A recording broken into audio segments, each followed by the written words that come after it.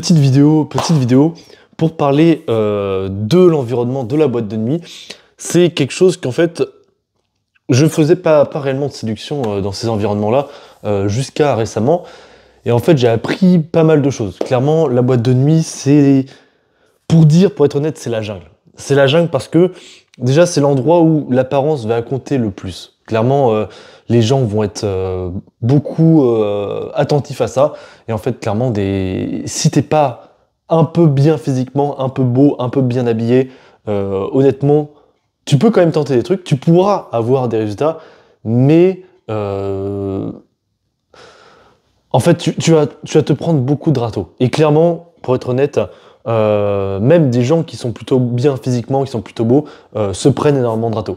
Parce qu'en fait, il faut savoir que dans la boîte de nuit, c'est l'endroit où les hommes sont le plus alcoolisés. Donc c'est là où les gens ont le plus de couilles en fait pour aborder. Et du coup, à la différence avec la rue, personne n'aborde dans la rue parce que c'est dur, c'est pas dans un contexte social, d'amusement, il n'y a pas d'alcool, etc. Donc c'est très dur en fait. La rue c'est froid, t'es dehors, il pleut, etc. T'as pas envie d'aller forcément parler aux gens, etc., etc. Alors que quand t'es en soirée, bah t'es dans un contexte, t'es dans un cadre, et en fait les gens sont plus à l'aise d'aller parler aux autres. Et en fait, il faut savoir que les meufs, du coup, se font pas mal aborder. Mais en fait, elles se font aborder de manière parfois un peu maladroite, où les mecs, ils font des trucs à la con, etc. Alors t'as des mecs qui se frottent aux meufs comme ça, c'est vraiment le pire truc à faire. Et du coup, en fait, moi j'essaie de voir comment on peut approcher une femme en boîte de nuit. Parce que du coup, alors la boîte de nuit, il faut savoir, c'est pas là où tu vas rencontrer la femme de ta vie, honnêtement. Mais si tu veux avoir du cul rapidement, si tu veux avoir un plan cul, ou une meuf avec qui tu peux coucher rapidement, c'est le meilleur endroit. C'est le meilleur endroit parce que du coup, en général, quand tu abordes une meuf dans la rue, en fait, elle va plus penser que tu veuilles du sérieux qu'une meuf que tu as rencontrée en boîte de nuit, tout simplement. Bref. Donc du coup, moi, j'ai un peu essayé de voir comment on pouvait faire des rencontres en boîte de nuit. Et j'ai tiré quelques conclusions de mes dernières sorties. Et il y a plusieurs points dont je voulais parler. Donc du coup, le premier, c'est l'apparence. Donc vraiment, l'apparence, c'est super important. Il faut que tu sois sur ton il faut que tu sois sur ton 31. Il faut que vraiment tu aies une bonne coupe de cheveux, que tu sois passé chez le coiffeur, que tes meilleurs vêtements, honnêtement, que tu sois bien rasé, etc. Tout ça, que tu aies mis un petit parfum, que tu sois vraiment au top niveau. Parce que déjà, si tu vas en boîte de nuit avec un pull à un sweat et capuche, alors non seulement il y a peu de chances que tu rentres, parce qu'en général ces mecs-là se font rical à l'entrée de boîte, parce que du coup ça donne pas une très bonne image en fait. Clairement c'est fait vraiment le mec random, tu vois, qui n'apporte rien. Parce que la boîte de nuit c'est extrêmement capitaliste. Hein. Si t'apportes pas de plus-value, de valeur ajoutée, eh ben on te sort de la boîte en fait. C'est pour ça, hein, les videurs ils virent les mecs qui sont un peu bourrés, qui ont un peu bu, etc. Mais ils virent aussi les gens qui ne vont pas apporter de valeur ajoutée. Et tu vois, clairement, une boîte de nuit, en fait, la valeur ajoutée, c'est les femmes. Et c'est pour ça que les meufs, elles se font genre quasiment jamais récal, parce que du coup, c'est là où elles créent de la valeur ajoutée, en fait. C'est aussi simple que ça. Et encore une fois, les boîtes de nuit, c'est un peu comme les applications de rencontre, c'est les hommes, les clients, clairement. Bref. Donc, tout ceci dit, donc voilà, j'ai l'apparence qui compte énormément. Et dans un second temps, il faut que tu sortes avec essaye de sortir avec des potes, déjà qui sont bien habillés, etc. Et sortez pas juste à 2 ou à 3, parce que du coup, vous allez rapidement vous faire chier, parce que du coup, vous êtes juste tous les deux, tous les trois. Après, vous allez parler aux gens, etc., etc. Mais en fait, le problème de ne pas être beaucoup, ça va être... Les gens, ils vont un peu vous voir... Parce qu'en fait, les gens, ils sont très regardants en mode de nuit. Clairement, ils regardent avec qui vous êtes, etc., etc. Bien plus qu'en soirée ou dans la rue. Et en fait, quand t'as un groupe de 2 ou 3, ça renvoie pas une très bonne image sociale de toi. Parce que du coup, les gens, ils vont se dire, il est pas avec beaucoup de monde, là, il y a pas beaucoup de potes, etc. Et en fait, c'est terrible de dire ça, mais c'est comme ça. Les gens, ils pensent ça. Et les meufs se réfèrent énormément... à ça, clairement. Et tu vois, si t'es dans un groupe de personnes où il y a des filles, bah là, en fait, tu vas avoir une valeur sociale bien plus élevée que si t'es juste avec un pote à toi, et vous êtes là, dansez tous les deux, etc. C'est terrible à dire, mais c'est comme ça. Bref. Donc du coup, il y a ces deux paramètres-là qui vont faire que tu te prennes des... En fait, Ok, je reprends la vidéo un peu bordélique, etc., parce que j'ai plein de trucs à dire.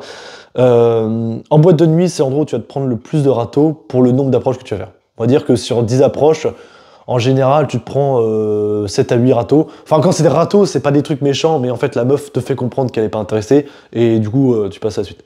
Bref. Et en fait, du coup, si tu as le contexte social plus la validation physique, et ben en fait, ce nombre de râteaux va diminuer. Tu vois, sur 10 râteaux, bah, tu vas passer de... Enfin, sur 10 râteaux, ouais, tu vas passer de... Non, attends, sur 10 approches, tu vas passer de 7 râteaux à 3-4 râteaux, tu vois. Donc bref. Et du coup, donc voilà, ça c'est les deux trucs que tu dois maxer, c'est vraiment le physique. Comme j'ai dit plusieurs fois, ça se travaille à fond. L'apparence aussi, ton style vestimentaire, ta coupe de cheveux, etc. Et ton contexte social, ça c'est pas... Enfin, c'est un peu compliqué à travailler évidemment, mais... bah, c'est juste quelque chose que tu dois savoir, tout simplement. Et après, tu peux faire des rencontres en soirée, tu peux t'amuser avec des gens et rester avec eux. Et comme ça, bah, si jamais tu vas aborder des filles, elles t'auront vu avec d'autres personnes, discuter avec un peu tout le monde, et ça peut être plutôt une bonne chose. Bref. Mm. Donc du coup, une fois ceci dit, comment faire des rencontres en boîte de nuit? Alors moi, je te conseille deux choses. Déjà, le premier truc, c'est ne pas aborder sur la piste de danse parce que c'est l'endroit où en fait on va pas t'entendre. Déjà on va pas t'entendre, on va pas savoir ce que tu dis. Et en fait les gens en général ils dansent en petits groupes. En fait ils dansent en petits groupes, ils forment un petit cercle. Et ça va être très compliqué d'entrer dans ce cercle-là parce que du coup tu peux. Moi ce que je fais de temps en temps c'est saluer les gens, etc. Tout ça. Et du coup le cercle s'ouvre. Mais après très rapidement les gens ils veulent danser entre eux. Ils veulent danser entre eux. Tu peux un peu parfois déconnecter des inconnus, mais généralement c'est voilà, c'est compliqué en fait aborder une femme en disant ouais c'est impossible. Clairement, c'est impossible. Et déjà, en plus, quand en boîte de nuit, tu danses pas réellement, tu te dandines, etc.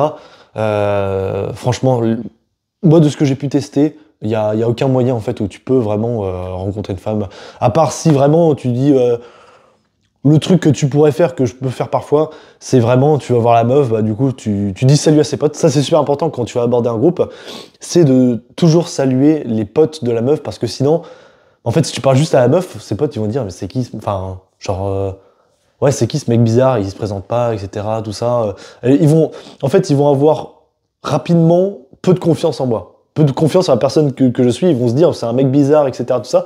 Alors que si je les salue, je leur dis bonjour, etc., je leur dis je m'appelle machin, etc., là, plus rapidement, ils vont plus m'accepter, et du coup, j'aurai moins, ils vont moins m'envoyer une image négative, pardon, vis-à-vis de la meuf. Parce que la meuf, c'est ce qu'il faut savoir, c'est que c'est un animal social, hein, et, euh, et en fait, le regard de ses potes va compter énormément. Du coup, si ses potes vont pas te kiffer, eh ben il y a peu de chances qu'ils te kiffent. Voilà, c'est con, mais c'est comme ça.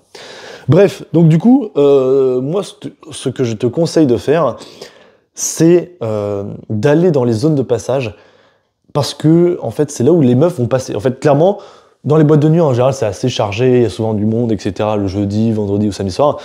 Et en fait, tu as des endroits où les gens ils passent beaucoup, où les gens ils défilent, ils passent devant toi, etc. Et en fait, là, c'est le meilleur endroit parce que, en général, ça va pas être trop sur la piste de danse, hein, parce que du coup, les points de passage, en fait, ils sont au niveau du bar, etc., etc. Et du coup, la musique est un peu moins forte, et là, les gens ils vont plus t'entendre.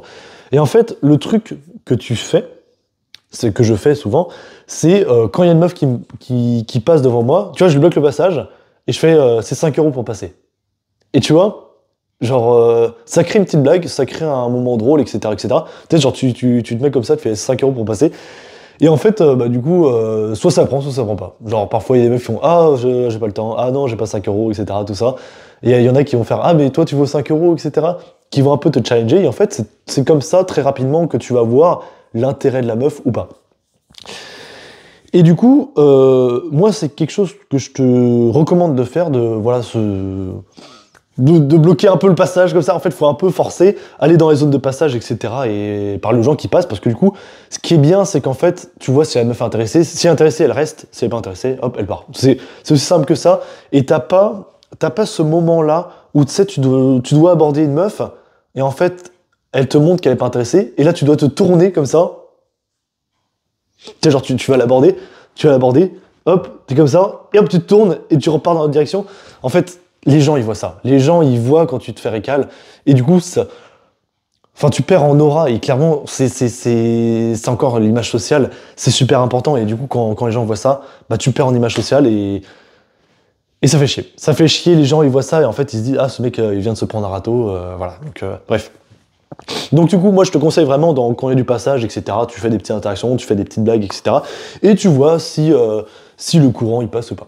Et du coup, il faut savoir qu'en boîte de nuit, t'auras genre on va dire sur une échelle de 0 à 100, t'auras 20% des meufs qui vont t'envoyer une image de merde, genre tu vas les aborder, etc. Elles vont faire ah, ça, parce que elles vont être saoulées, c'est des meufs qui sont saoulées, il faut vraiment pas le prendre personnellement, ça arrive tout le temps, voilà, voilà, moi je me prends des réactions comme ça, faut vraiment pas le prendre personnellement. T'as 20 autres pourcents de meufs qui vont être bah, justement plutôt réceptifs, qui vont plus rester avec toi, etc., qui vont être intéressés. Et en fait, une fois que tu as fait ta blague, là, il faut enchaîner. Tu vois, il faut enchaîner. Tu dis, ah, tu t'appelles comment, tout ça, tu te présentes, etc. Et souvent, en général, t'as pas grand-chose à dire en boîte, t'as pas grand-chose à dire, t'es très rapidement tactile, etc. Et en fait, tu dis, bah, je t'ai trouvé jolie, je te trouve jolie, ou je trouve que t'es charismatique, t'as des beaux cheveux, toi, tu fais des compliments comme ça. En fait, tu fais un petit compliment pour justifier, hein, entre guillemets, pourquoi tu lui as parlé. Et là, très rapidement, bah, voilà, tu peux un peu danser avec elle, etc., etc. Et en fait, en boîte de nuit, t'as jamais grand-chose à dire. T'as jamais grand-chose à dire. Et souvent, les gens, ils vont rester entre eux. Et c'est rare qu'une meuf quitte son groupe de potes pour être avec toi. Et du coup, en général, ce que tu peux faire dans ce moment-là, c'est prendre son Instagram. Et ça, c'est une croyance limitante que j'avais avant. Avant, je me disais, ouais, en fait, faut pas prendre son Instagram, autant la pécho direct le soir même, etc. Parce que sinon, elle va pas te renvoyer de message le lendemain. Et en fait, j'ai remarqué que c'était vraiment faux. En fait, quand une meuf me plaisait, que ça marchait bien, en fait, je prenais son Instagram parce que du coup, souvent, moi, je sors en boîte de nuit, c'est des boîtes de nuit qui sont assez grandes, donc parfois, tu recroises pas la personne avant longtemps. Et du coup, tu prends son Instagram, et en fait, tu verras que parfois, elle va te renvoyer un message dans la soirée d'elle-même, en fait. Parce que les meufs sont dans un stand de momentum où, justement, elles ont envie de rencontrer quelqu'un, pardon. Elles veulent s'amuser, mais en plus de ça, elles ont rencontré quelqu'un qui leur a fait un compliment, là où tous les mecs essayent de se frotter bizarrement à eux, bizarrement à elles, etc., etc. Et du coup, la meuf se dit, ah ok, ce mec il sort un peu du lot, etc., etc. Donc souvent, tu prends Instagram et en fait, elle peut te renvoyer un message dans la soirée. Et même si le soir, elle te renvoie pas un message, etc., etc., tu peux renvoyer un message le lendemain et revoir la meuf plus tard. Mais honnêtement, c'est absolument pas un problème de prendre l'Instagram d'une meuf en boîte de nuit. C'est justement, moi, c'est ce que je recommande. Comme ça, t'es pas emmerdé. Voilà. Et en général, voilà, comme je l'ai dit, la meuf, ça va être compliqué de. Alors tu peux l'embrasser, tu peux la pécho, etc., etc. Mais elle va jamais trop s'éloigner de son groupe de potes et ça va être rapidement chiant. Ça va être rapidement chiant. En fait, la logistique est chiante, clairement. Donc moi, ce que je te conseille, c'est vraiment prendre son Instagram. Et voilà. Bref, donc du coup, je récapitule tout ce que j'ai dit parce que je sais pas pourquoi dans cette vidéo j'ai pas mal cafouillé, mais j'espère que tu as compris un peu le message. Donc déjà, dans un premier temps, prends soin de ton apparence au maximum, optimise tout, optimise tes vêtements, ta coupe de cheveux, ton parfum, ton visage, je sais pas, fais des exercices pour la mâchoire avant d'arriver, etc., pour avoir une bonne mâchoire, etc. Vraiment tous les trucs à la con. Deuxième truc, essaye de sortir avec le plus de potes possible et de sortir avec des meufs. Voilà, même si c'est des potes meufs, etc. On s'en bat les couilles, ça augmente ta valeur sociale. Troisième conseil, aborde dans les zones de passage où les gens passent en faisant des petits trucs genre 5 € pour passer ou salut, même juste des saluts, etc. Mais dans les zones de passage, là où ça brasse, c'est là où tu vas faire des rencontres. Donc quatrième conseil, quand une meuf est plutôt réceptive, c'est-à-dire elle est à l'écoute, elle te regarde dans les yeux, etc. Elle détourne pas le regard. Quand elle écoute de ce que tu as dit juste après que tu aies fait ton brisage de glace, là tu dois enchaîner. En fait, le problème, c'est en boîte, ça va très vite et ça va très vite. Et du coup, faut enchaîner rapidement. Faut dire ah, salut, comment tu t'appelles, machin, ok, ah, je t'ai trouvé jolie, etc. Faut enchaîner assez vite. Et tu peux très rapidement la toucher. Vraiment, hésite pas. Ça fait peut-être. Je vais peut-être passer pour un malade de dire ça. Les meufs il y a des gens qui vont dire ah, mais espèce de taré, etc. Mais quand une meuf est plutôt réceptive, tu peux mettre ta main sur son épaule, etc. Tout ça. Si elle se rapproche de toi, tu vois, c'est vraiment le limit testing où tu vois ce que si elle est OK avec le fait que tu mettes sa main sur son épaule, tu peux aller un peu plus lent en mettant ta main derrière son dos, etc., à l'approcher vers toi.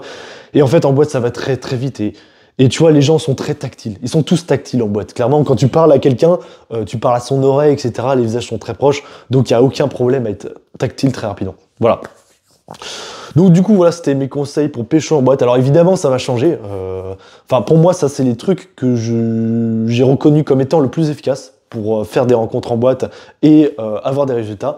Après, du coup, ça va changer avec le temps, parce que du coup, je continue à expérimenter. Et, euh, et voilà, mais en tout cas, du coup... alors, c'est pas mon environnement préféré, honnêtement, c'est pas mon environnement préféré, mais c'est l'endroit où c'est le plus rapide, évidemment. Bah, c'est là où tu vas ramener une meuf chez toi très rapidement, tu vas l'embrasser très rapidement, tout ça. Donc, c'est. C'est un lieu à tester. C'est un lieu à tester. Après, voilà, moi, c'est pas mon favori. Moi, je préfère les soirées, au bar, etc. Tu peux plus parler, tu peux plus échanger. Les boîtes de nuit, c'est assez superficiel, on va pas se mentir. Et, euh, et voilà, tu vas parfois te prendre des réactions de merde, mais il faut vraiment pas les prendre pour toi. Dis-toi que vraiment, dans les boîtes de nuit, les meufs se font aborder beaucoup de fois et elles peuvent être saoulées. Et en fait, elles vont te renvoyer parfois un truc négatif. Et il faut vraiment pas que tu le prennes mal. Il faut juste que toi, tu fasses tes rencontres et que tu t'amuses. Surtout que tu t'amuses, que tu te fais kiffer, etc. Limite, en fait, quand t'as confiance en toi, c'est ça qui est bien, c'est que quand tu te prends un râteau, ça te fait rire, en fait. Tu te dis, putain... En fait, je suis passé pour un débile, mais en fait, c'est drôle, tu vois. C'est drôle, on s'en fout, tu vois. Accepte d'être le mec creepy de la boîte, tu vois. Et c'est même pas une creepy, parce que tu te frottes pas aux meufs, t'es pas un pervers, en fait. T'es juste un mec un peu drôle qui dit salut à tout le monde, etc. Et qui veut juste passer un moment, tout simplement. Bref, je te dis à la prochaine. Je te souhaite de t'abonner sur mon compte YouTube, sur mon compte Instagram. Si jamais tu veux prendre un appel avec moi pour que je t'accompagne pendant 100 jours, 100 jours, moi j'ai pas assez de doigts pour faire 100, mais si tu veux que je t'accompagne pendant 100 jours pour vraiment te développer avec les meufs, pour que vraiment tu aies des résultats, eh ben tu peux réserver un appel avec moi en description. Et voilà. Et ben, je te dis, tchuss, bonne année 2025, et j'espère que vraiment cette année, tu vas avoir des vrais résultats. Et en fait, passe à l'action. Arrête de dire, en fait, arrête de rêver et passe à l'action. Arrête de dire, ah, peut-être qu'un jour j'aurai une meuf, etc. Non, tu commences dès demain, même dès aujourd'hui, si tu regardes cette vidéo dans la journée, que tu regardes pas ça à minuit, dès aujourd'hui, commence à te prendre en main, commence à vouloir faire des rencontres, accepte ta situation, reconnais ta situation dans laquelle t'es, et honnêtement, si tu prends vraiment en main, ça va vraiment changer. Mais il faut arrêter de rêver. Et ça, c'est un truc que j'applique à moi-même. Moi, je suis un rêveur, à chaque fois, j'imagine des trucs, etc., etc. Et en fait, c'est un peu de la souffrance. Tu te fais du mal quand tu rêves. Parce que du coup, quand tu rêves juste, t'appliques pas les choses. Enfin, t'appliques rarement et du coup, tu vis dans l'envie. Tu vois. Alors que quand t'appliques et que t'essayes de... Enfin, tu gardes tes rêves en tête, mais t'arrêtes d'y penser, et ben là, tu te rapproches petit à petit. Et voilà. Donc vraiment, je te dis, 2025, c'est l'année où tu vas avoir des résultats. Je te le garantis. Ok? Tchuss.